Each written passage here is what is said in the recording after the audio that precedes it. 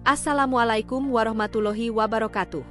Pernahkah kalian mendengar tentang kisah Nyi Roro Kidul, sang ratu penguasa Laut Selatan?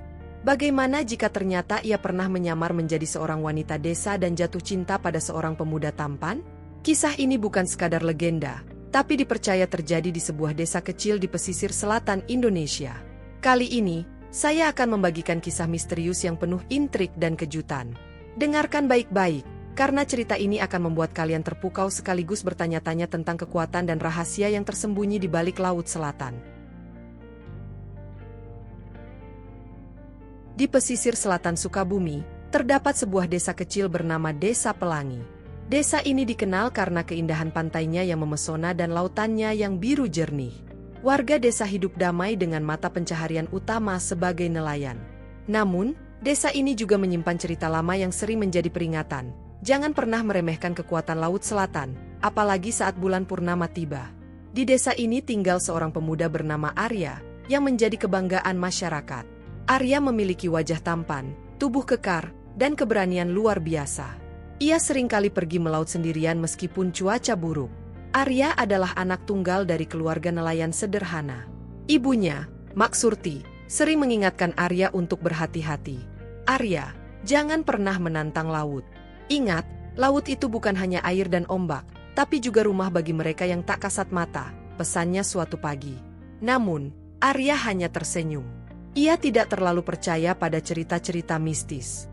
Baginya, Laut Selatan hanyalah tempat untuk mencari ikan, bukan tempat makhluk halus. Suasana di Desa Pelangi berubah ketika seorang wanita misterius datang. Wanita itu memperkenalkan dirinya sebagai Sari. Penampilannya sangat memikat. Rambut hitam panjang yang berkilau, kulit seputih porselen, dan senyum yang mampu membuat siapa saja terpesona.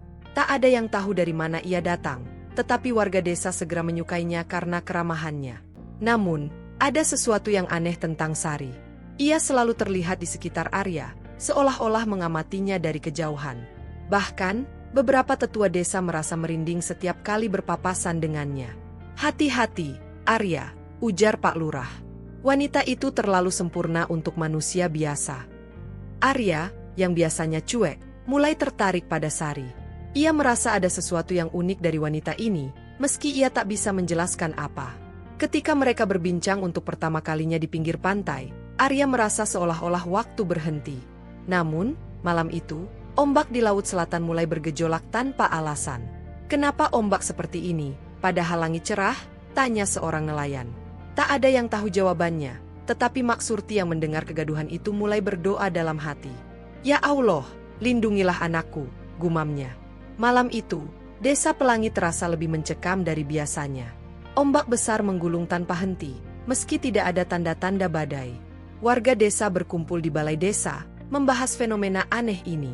Namun, di tengah keramaian, Arya tidak tampak. Di pinggir pantai, Arya sedang duduk bersama Sari. Wanita itu tersenyum lembut sambil memandang laut. "Kau tahu, Arya," katanya, "laut itu menyimpan banyak rahasia. Kadang, ombak yang besar hanya ingin mengingatkan kita akan keberadaannya." Arya mengangguk. "Mungkin, tapi aku sudah terbiasa dengan laut. Ini rumahku." Sari menatap Arya dengan mata yang sulit diartikan. "Kalau begitu, kau pasti tahu bahwa rumahmu ini juga dihuni oleh mereka yang tak terlihat." Arya tertawa kecil. "Kalau maksudmu makhluk halus, aku belum pernah melihatnya. Tapi aku percaya Allah akan selalu melindungiku." Sari tersenyum lagi, tapi kali ini senyumnya terasa dingin. "Keyakinanmu itu indah sekali." Ketika Arya hendak bertanya lebih lanjut, tiba-tiba terdengar suara gonggongan anjing dari desa. Suaranya nyaring, seolah-olah memperingatkan sesuatu. Sari berdiri, menghadap laut, lalu berkata, "Aku harus pergi sekarang. Sampai jumpa, Arya." Sebelum Arya sempat menjawab, Sari sudah berjalan menjauh, meninggalkan jejak yang aneh di pasir. Keesokan harinya, Arya bangun dengan perasaan tak tenang. Mimpi buruk menghantuinya sepanjang malam. Ia melihat dirinya tenggelam di laut, sementara Sari berdiri di atas ombak, tersenyum dengan gaun hijau yang berkibar. Arya mencoba melupakan mimpinya, tetapi kejadian-kejadian aneh mulai terjadi. Jala yang ia pasang di laut hilang tanpa jejak, dan ikan-ikan tampak menghindar dari perahunya. Sementara itu, warga desa mulai membicarakan tentang Sari. Aku melihatnya di pantai tengah malam, kata seorang nelayan. Dia berdiri di sana, berbicara dengan ombak. Sepertinya dia bukan manusia biasa. Apa mungkin dia utusan Nyi Roro Kidul, bisik yang lain. Rumor semakin liar, dan Arya mulai merasakan tekanan. Ia ingin menjauh dari Sari, tetapi entah kenapa ia selalu kembali mencarinya. Ada sesuatu yang membuatnya sulit melepaskan diri dari wanita itu. Malam purnama tiba, dan desa Pelangi kembali diselimuti ketegangan. Ombak menjadi lebih tinggi dari biasanya, dan angin bertiup kencang. Arya, yang sudah bertekad untuk mencari jawaban, pergi ke pantai. Di sana, ia menemukan Sari berdiri dengan gaun hijau yang berkilauan di bawah cahaya bulan. "Sari, siapa sebenarnya kau?" tanyanya, suaranya tegas. Sari berbalik, menatap Arya dengan mata yang kini berwarna kehijauan. "Kau ingin tahu, Arya? Aku bukan siapa-siapa. Hanya seorang wanita yang jatuh cinta padamu. Tapi kenapa semua ini terjadi sejak kau datang?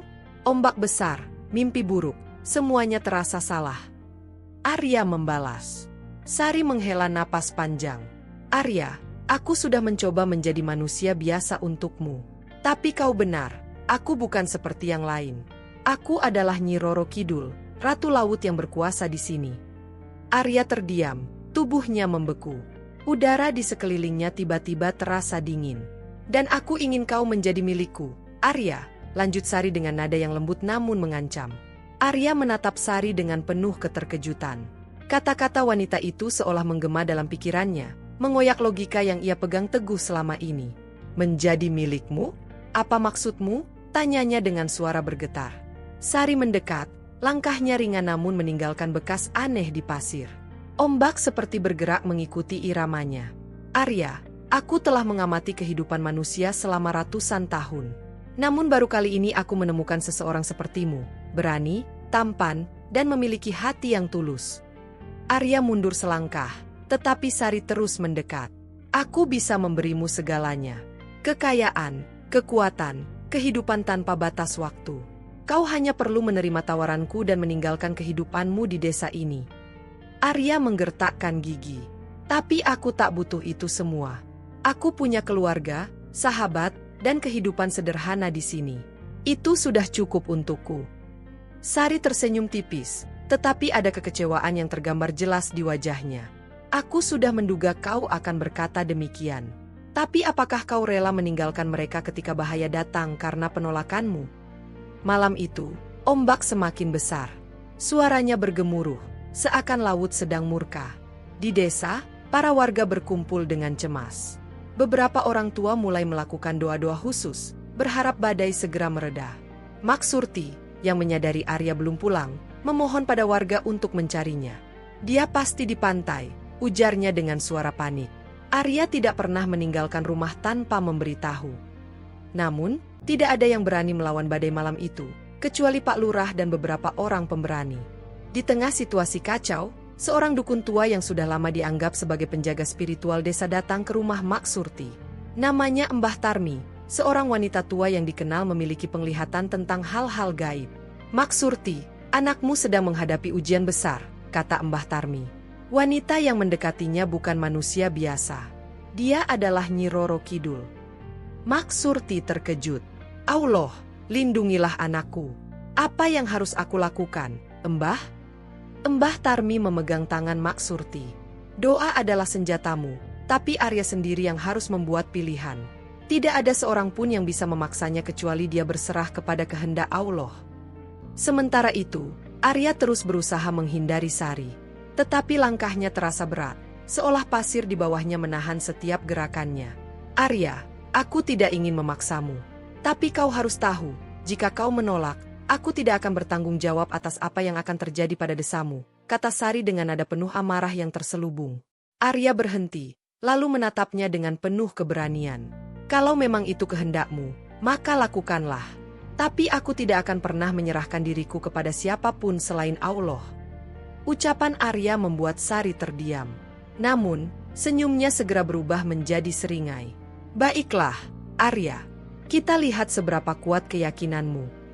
Seketika, ombak besar mulai menggulung lebih dahsyat, dan suara gemuruh mengguncang pantai. Ombak besar menggulung seperti raksasa yang bangkit dari dasar laut. Langit yang sebelumnya cerah tiba-tiba berubah menjadi kelam, seolah malam semakin pekat. Arya berdiri di pantai, tubuhnya tegak meski angin kencang hampir merobohkannya. Di hadapannya, Sari berubah. Gaun hijau yang sebelumnya mempesona kini berkilauan seperti sisik ikan, dan matanya memancarkan cahaya hijau yang tajam. "Ini adalah pilihanmu, Arya," kata Sari dengan suara yang bergema. "Aku memberimu kesempatan, tapi kau memilih untuk menentangku." Arya tak bergeming. "Aku tidak takut padamu, Sari, atau siapapun yang mencoba memaksakan kehendaknya. Keyakinanku kepada Allah lebih kuat daripada ketakutanku pada laut atau penguasanya." Sari mengangkat tangannya, dan seketika ombak besar menghantam garis pantai. Air laut meluap hingga mencapai desa, membanjiri rumah-rumah warga. Teriakan panik terdengar dari kejauhan. Di tengah kekacauan itu, Maksurti berlari ke arah pantai bersama Mbah Tarmi. "Anakku!" teriak Maksurti ketika melihat Arya berdiri sendirian di tepi pantai. Tubuhnya kecil dibandingkan dengan gelombang yang siap menelannya. Mbah Tarmi menahan Maksurti yang ingin mendekat. "Jangan, Surti. Ini adalah ujian bagi Arya. Kita hanya bisa berdoa." Maksurti jatuh berlutut di atas pasir, tangannya terangkat ke langit. "Ya Allah, lindungilah anakku dari kekuatan yang melampaui kami. Hanya Engkau yang maha kuasa atas segalanya." Doa Maksurti terdengar jelas meski angin berdesir keras. Mbah Tarmi ikut bergumam, memanjatkan doa-doa dalam bahasa yang hanya dipahami oleh para penjaga spiritual desa. Arya maju selangkah, menantang Sari yang kini berdiri di atas gelombang. "Jika kau ingin membalas dendam, lakukan padaku. Tapi aku tidak akan membiarkan kau menghancurkan desa ini." Sari tertawa, suaranya menggema di antara angin dan ombak. "Kau manusia yang keras kepala, Arya. Tapi keberanianmu justru membuatku semakin ingin memilikimu."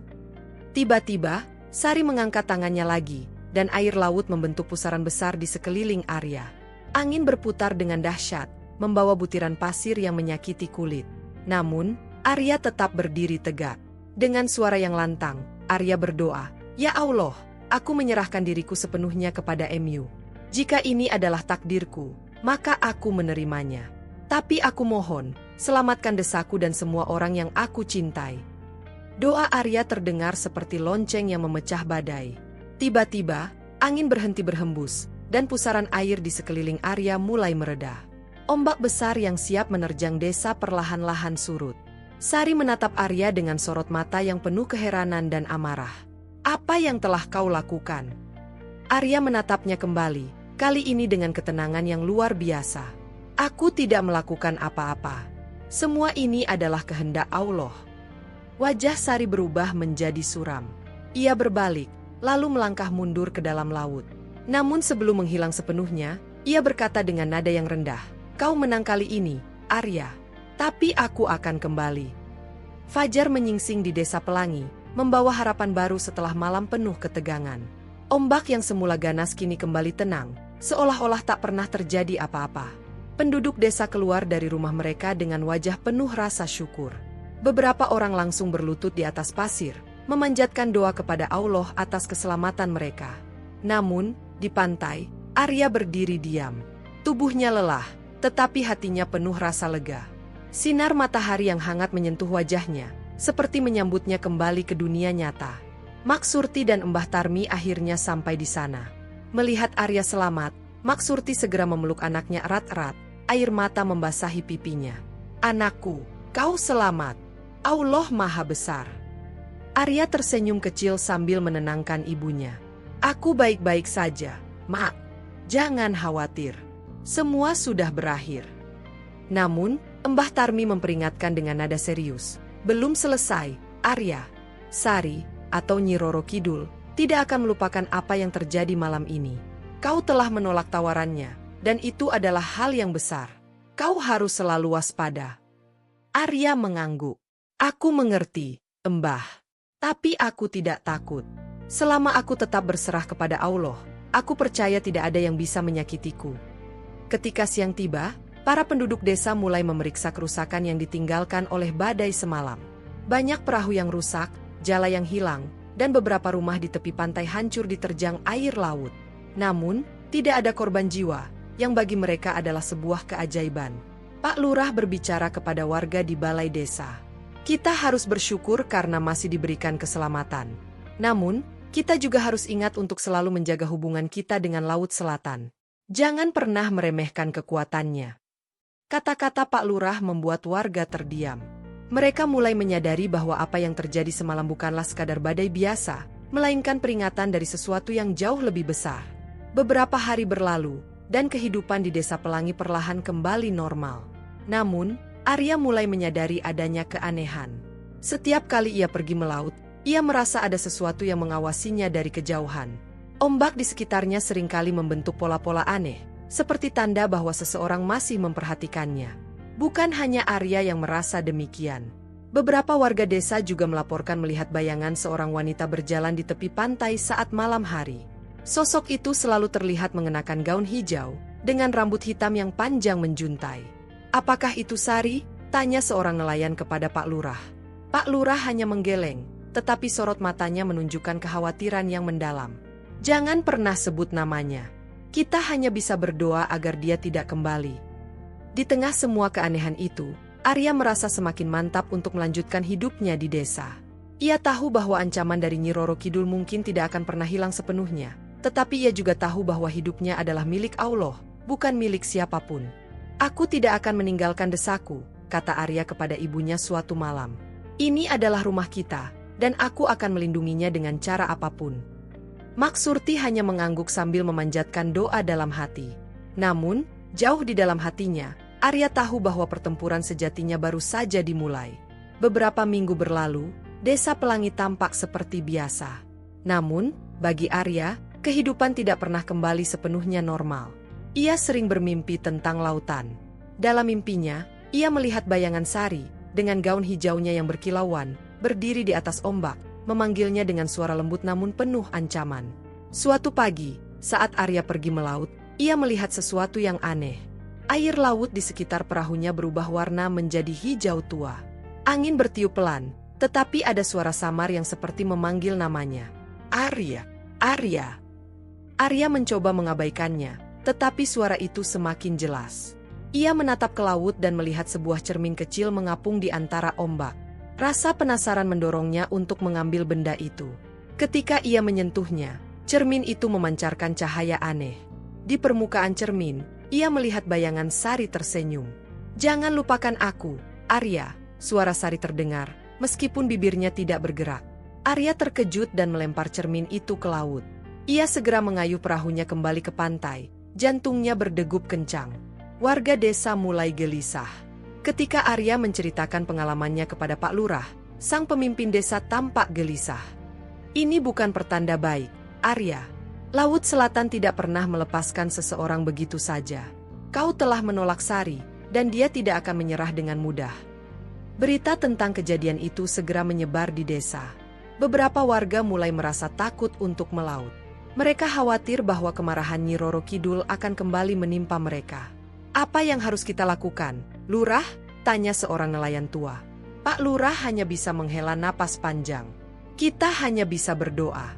Dan kita harus lebih berhati-hati dalam menjaga hubungan dengan laut." Di tengah kekhawatiran warga, Mbah Tarmi muncul di balai desa. Wanita tua itu membawa tongkat kayu yang dihiasi dengan kain putih. Wajahnya serius, dan tatapannya tajam. "Malam ini, aku akan melakukan ritual perlindungan untuk desa ini," katanya. "Tapi Arya harus ikut. Dia adalah pusat dari semua ini." Arya terkejut. "Apa yang harus aku lakukan, Mbah?" "Kau hanya perlu hadir dan berdoa. Tapi ingat, Arya, ini adalah ujian besar. Kau harus memiliki iman yang kuat. Jika hatimu ragu, maka semua ini akan sia-sia." Arya mengangguk, meskipun rasa takut perlahan merayap di hatinya. Malam itu, seluruh warga desa berkumpul di pantai. Mereka membawa lilin dan berdoa bersama, dipimpin oleh Mbah Tarmi. Suasana hening, hanya suara ombak yang terdengar.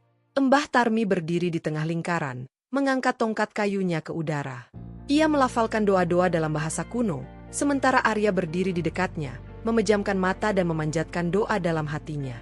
Tiba-tiba, angin kencang bertiup, memadamkan beberapa lilin. Ombak besar mulai menggulung, dan suara tawa Sari terdengar dari kejauhan. "Kalian pikir kalian bisa melawanku?" Suara itu menggema di tengah kegelapan. Mbah Tarmi mengetukkan tongkatnya ke pasir, dan lingkaran tempat mereka berdiri memancarkan cahaya terang. "Pergilah, wahai penguasa laut. Ini bukan tempatmu." Namun, suara Sari hanya tertawa lebih keras. "Kalian tidak akan pernah bisa mengusirku. Arya, kau milikku." Suara tawa Sari yang menggema membuat beberapa warga desa berteriak ketakutan. Angin bertiup semakin kencang, ombak menghantam pantai, dan udara terasa semakin berat. Arya berdiri di tengah lingkaran doa, mencoba menenangkan pikirannya. Ia tahu bahwa inilah saatnya untuk menunjukkan keberaniannya. Mbah Tarmi, dengan tongkat kayunya yang bercahaya, terus melafalkan mantra-mantra perlindungan. Namun, ia tahu bahwa kekuatan spiritualnya hanya bisa menahan Sari untuk sementara waktu. "Arya, kau harus berbicara dengannya. Hadapi dia dengan imanmu," seru Mbah Tarmi. Arya mengangguk, lalu melangkah keluar dari lingkaran cahaya. Langkahnya mantap meski angin dan ombak berusaha menghalanginya. "Sari, aku di sini. Jika kau ingin aku, hadapilah aku sendiri. Jangan libatkan desa ini." Ombak besar tiba-tiba terhenti. Dari dalam kegelapan, muncul sosok Sari. Kali ini, wujudnya jauh lebih mengerikan. Rambutnya terurai liar seperti aliran air, matanya bersinar hijau terang, dan tubuhnya seperti menyatu dengan ombak di sekitarnya. "Beraninya kau menantangku, Arya," kata Sari dengan nada dingin. "Aku bisa menghancurkanmu dalam sekejap. Tapi aku memberimu kesempatan terakhir. Serahkan dirimu padaku, dan aku akan menyelamatkan desamu." Arya menatapnya dengan penuh keberanian. "Tidak, Sari. Aku tidak akan menyerahkan diriku pada siapapun selain Allah. Jika kau ingin menghukumku, lakukanlah. Tapi aku tidak akan membiarkanmu mengambil apa yang bukan milikmu." Kata-kata Arya membuat Sari marah. Ombak kembali menggulung, lebih besar dari sebelumnya, siap menghantam Arya. Namun, di saat yang sama, Mbah Tarmi mengetukkan tongkatnya ke pasir dengan kekuatan penuh.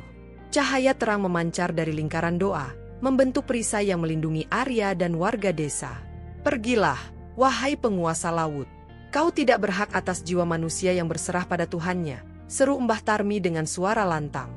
Sari melayangkan tangannya ke arah Arya, menciptakan pusaran air besar yang hampir menelannya. Tapi Arya berdiri tegak, memanjatkan doa dengan suara penuh keyakinan. "Ya Allah, aku serahkan hidupku hanya kepada Mu. Lindungi desaku dari kekuatan jahat ini." Seketika, cahaya terang turun dari langit, membelah kegelapan malam. Ombak besar surut, angin berhenti, dan suara tawa Sari menghilang. Sosoknya perlahan memudar, tertelan oleh laut yang kembali tenang. Namun sebelum menghilang sepenuhnya, Sari meninggalkan kata-kata terakhir. "Kau menang kali ini, Arya. Tapi ingat, aku tidak akan pernah melupakanmu." Setelah semuanya reda, warga desa kembali ke rumah masing-masing dengan perasaan campur aduk. Mereka bersyukur telah selamat, tetapi bayangan ancaman dari Sari masih menghantui mereka. Mbah Tarmi mendekati Arya dan berkata, "Kau telah menunjukkan keberanian yang luar biasa, Arya. Tapi ingat, ujian ini belum selesai. Sari mungkin akan kembali, dan kau harus selalu siap." Arya mengangguk. "Aku akan selalu berserah kepada Allah, Mbah. Itu satu-satunya kekuatan yang aku miliki." Mbah Tarmi tersenyum tipis. "Itu sudah cukup, Arya. Iman adalah senjata terkuatmu." Namun, jauh di dalam hatinya, Arya tahu bahwa ketenangan ini hanya sementara. Hari-hari berlalu, dan desa Pelangi perlahan kembali ke ritme kehidupannya. Namun, bagi Arya, pengalaman mengerikan itu meninggalkan jejak yang dalam. Setiap kali ia melaut, ia merasa bahwa laut menyimpan rahasia gelap yang belum selesai. Sementara itu, warga desa mulai menganggap Arya sebagai pahlawan. Mereka percaya bahwa keberaniannya telah menyelamatkan desa dari amukan Nyi Roro Kidul. Namun, Arya tidak merasakan kebanggaan atas pujian itu. Ia tahu bahwa apa yang terjadi hanyalah permulaan dari sesuatu yang lebih besar. Suatu sore, saat Arya sedang memperbaiki jaringnya di tepi pantai, seorang pria tua mendatanginya. Pria itu mengenakan jubah hitam yang pudar, dengan tongkat kayu di tangannya. Sorot matanya tajam, seolah-olah ia bisa melihat langsung ke dalam jiwa Arya. "Kau Arya, bukan?" tanya pria itu dengan suara berat. Arya mengangguk. "Ya, Pak. Ada yang bisa saya bantu?" Pria itu duduk di atas batu dekat Arya dan berkata, "Aku mendengar tentang apa yang terjadi di desamu. Kau telah berhadapan langsung dengan Nyi Roro Kidul. Itu bukan hal yang biasa." Arya menatap pria itu dengan curiga. "Siapa Anda, Pak? Bagaimana Anda tahu tentang hal itu?" Pria itu tersenyum tipis. "Namaku Ki Darman. Aku seorang pengembara, tapi aku juga seorang penjaga tradisi kuno. Aku datang untuk memperingatkanmu, Arya. Apa yang kau alami hanyalah awal dari konflik yang lebih besar." Arya terdiam. "Maksud Anda apa?" Ki Darman menghela napas panjang. "Laut Selatan tidak hanya dipimpin oleh Sari. Ada kekuatan yang jauh lebih besar di baliknya, dan kau telah menarik perhatian mereka. Jika kau tidak berhati-hati, kau dan desamu akan berada dalam bahaya yang lebih besar." Ki Darman menyerahkan sebuah benda kecil kepada Arya. Itu adalah gelang anyaman dari serat kayu dengan manik-manik putih. "Ini akan melindungimu, setidaknya untuk sementara waktu. Tapi ingat, Arya, kekuatan sejati tidak ada pada benda ini. Itu ada dalam imanmu." Arya mengambil gelang itu dan memakainya di pergelangan tangannya. "Terima kasih, Ki. Tapi apa yang harus saya lakukan jika mereka kembali?" Ki Darman berdiri, menatap laut yang tenang. "Kau harus tetap berserah dan memperkuat hatimu. Jangan biarkan ketakutan menguasaimu. Karena ketika kau takut, itulah saat mereka akan menyerang." Setelah memberikan pesan itu, Ki Darman pergi, meninggalkan Arya dengan banyak pertanyaan di pikirannya. Malam itu, angin bertiup lebih dingin dari biasanya. Arya yang sedang beristirahat di rumah mendengar suara ombak yang tidak biasa. Suaranya tidak seperti biasanya, lebih keras, lebih ritmis, seperti lagu yang dimainkan di kejauhan. Mak Surti masuk ke kamar Arya dengan wajah pucat. "Arya, ada sesuatu di luar. Aku merasa ada yang tidak beres." Arya segera bangkit dan keluar rumah. Di kejauhan, di atas laut, ia melihat cahaya hijau yang berputar-putar, membentuk lingkaran besar. Cahaya itu semakin terang, dan suara ombak semakin keras. "Apa itu, Mak?" tanya Arya dengan nada cemas. Mak Surti menggeleng, air mata mulai mengalir di pipinya. "Aku tidak tahu, Nak. Tapi aku takut. Sangat takut." Arya menggenggam gelang yang diberikan oleh Ki Darman, lalu menguatkan hatinya. "Aku harus pergi ke pantai. Aku harus melihat apa yang terjadi." Meskipun Mak Surti mencoba menghentikannya, Arya tetap pergi. Ia tahu bahwa malam itu adalah malam yang menentukan. Arya berjalan menuju pantai dengan langkah mantap, meskipun angin dingin menusuk kulitnya. Cahaya hijau di atas laut semakin terang, memantul di permukaan air yang gelap. Di tepi pantai, ia menemukan beberapa warga desa yang juga menyaksikan fenomena aneh itu. Wajah mereka dipenuhi ketakutan. "Pak Lurah, apa ini?" tanya Arya ketika ia melihat pemimpin desa berdiri di tengah kerumunan. Pak Lurah menggeleng, wajahnya pucat. "Aku tidak tahu, Arya. Tapi ini pasti ada hubungannya dengan sesuatu yang lebih besar. Apakah kau merasakannya?" Arya mengangguk pelan. Hatinya terasa berat, seolah-olah sesuatu sedang memanggilnya. Tiba-tiba, suara itu datang lagi, lebih jelas dari sebelumnya. "Arya, datanglah padaku. Kau tidak bisa lari." Suara itu seperti bisikan yang langsung menyentuh jiwanya. Arya menggenggam gelang di tangannya dengan erat, mencoba menenangkan dirinya. Dari kejauhan, ombak perlahan membentuk siluet seorang wanita. Namun, sosok ini berbeda dari Sari. Rambutnya berwarna perak, dengan mata yang bersinar kebiruan. Gaunnya tidak berwarna hijau seperti Sari, melainkan biru laut dengan kilauan emas. "Siapa itu?" bisik salah satu warga. Wanita itu melangkah di atas air, seolah-olah laut adalah jalannya. Ketika ia semakin dekat, suaranya menggema. "Aku adalah Dewi Samudra, penguasa atas Nyi Roro Kidul. Kau, Arya, telah membuat kekacauan besar di kerajaanku." Arya merasa tubuhnya gemetar, tetapi ia mencoba menenangkan dirinya. "Aku hanya ingin melindungi desaku. Aku tidak pernah berniat menantang siapapun." Wanita itu tersenyum tipis. "Kau mungkin berniat baik, tetapi tindakannya telah menantang kekuasaanku. Dan untuk itu, kau harus membayar harganya." Dewi Samudra mengangkat tangannya, dan ombak besar mulai terbentuk di belakangnya. "Aku memberimu dua pilihan, Arya. Serahkan dirimu padaku dan tinggalkan desamu, atau aku akan menghancurkan desa ini tanpa ampun." Arya merasa terjebak. Ia menoleh ke arah warga desa, yang menatapnya dengan campuran rasa takut dan harapan. Mereka semua bergantung padanya, tetapi ia tahu bahwa ini bukan keputusan yang mudah. Arya mengambil langkah maju dan menatap Dewi Samudra dengan tegas. Aku tidak akan menyerahkan desaku. Jika kau ingin menghukum seseorang, hukum aku. Tapi aku percaya pada Allah, dan aku yakin Dia tidak akan membiarkanmu menang. Kata-kata Arya membuat Dewi Samudra marah. Ia menggerakkan tangannya, dan ombak besar langsung bergerak menuju pantai. Namun, saat ombak hampir mencapai Arya, gelang di pergelangannya memancarkan cahaya terang. Cahaya itu membentuk perisai besar yang melindungi Arya dan seluruh warga desa. Arya memejamkan mata dan berdoa dengan sepenuh hati. Ya Allah, lindungi kami dari segala bahaya. Kami berserah hanya kepada Mu.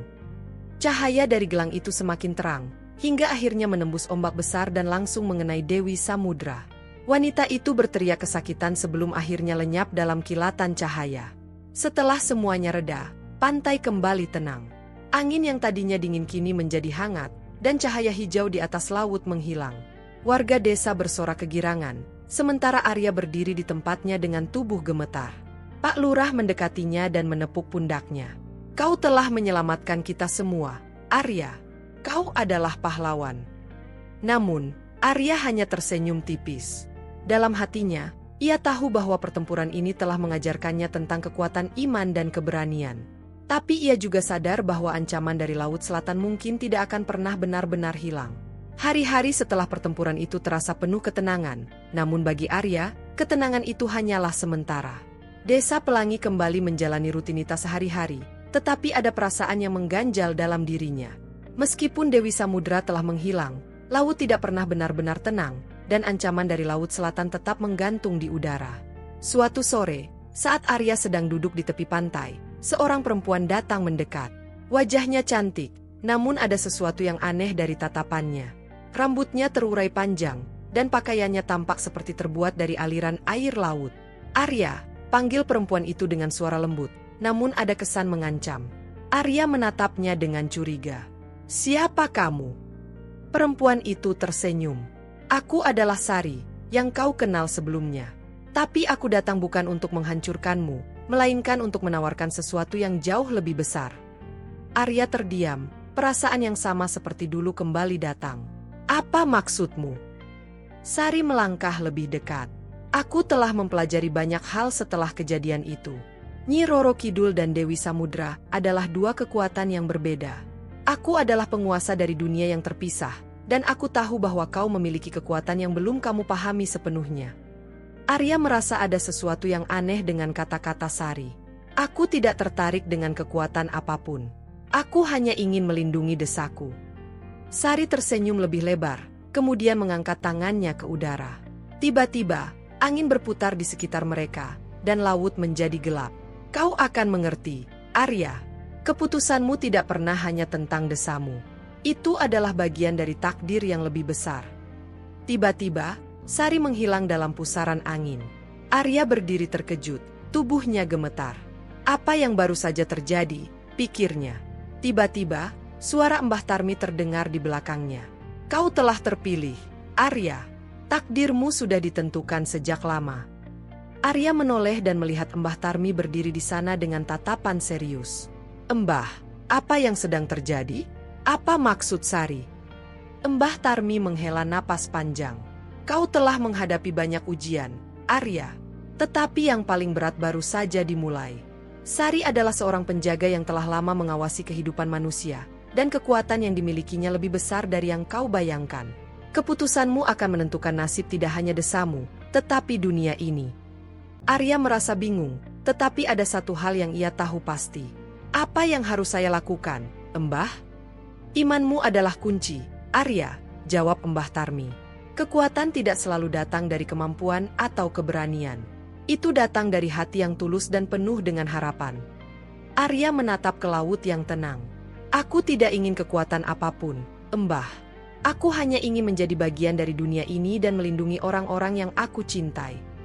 Mbah Tarmi tersenyum tipis. Itulah yang akan membawamu ke jalan yang benar, Arya. Percayalah, semuanya akan berjalan sesuai takdir. Akhirnya, Arya kembali ke rumahnya, dengan hati yang sedikit lebih tenang. Ia tidak tahu apa yang akan terjadi di masa depan, tetapi satu hal yang ia yakini, perjalanan ini belum selesai. Takdir selalu berubah, dan keputusan yang ia buat akan mempengaruhi dunia lebih dari yang ia bayangkan. Desa Pelangi tetap aman untuk saat ini, namun di Laut Selatan, angin masih berhembus. Laut yang luas itu menyimpan misteri, dan siapa yang tahu apa yang akan terjadi selanjutnya? Dengan gelang yang masih terpasang di pergelangan tangannya, Arya berjalan menjauh, mengetahui bahwa ketenangan itu hanyalah sebuah ujian yang harus ia hadapi dengan penuh keyakinan. Demikian cerita tentang Arya, seorang pemuda yang berani menghadapi ancaman dari dunia yang tidak tampak dengan mata biasa.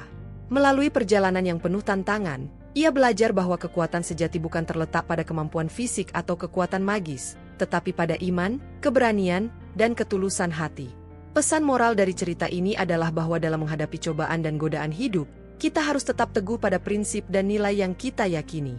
Ketika kita menghadapi ketakutan atau ancaman, kekuatan terbesar yang kita miliki adalah keyakinan dan keberanian untuk bertindak sesuai dengan hati nurani kita.